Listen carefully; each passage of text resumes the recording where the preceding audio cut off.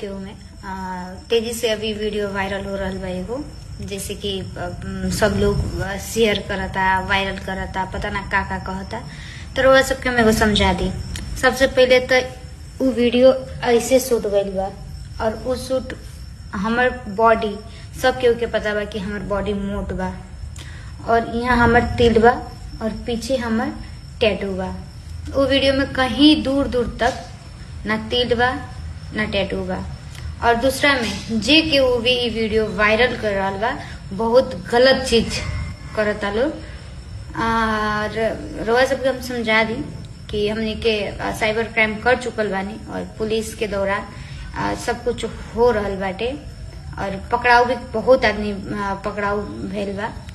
तो जैसे कि अफवाह फैला के केहू के इज्जत लेके, केहू के गंदगी बना के केहू के कुछ ना बिगड़ेला।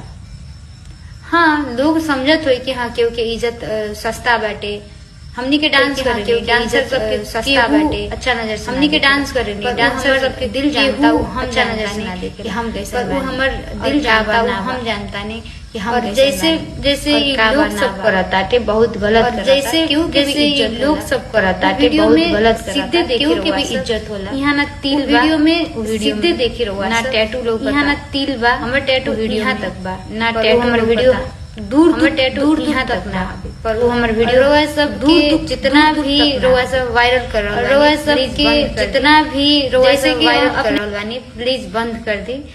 जैसे कि अपने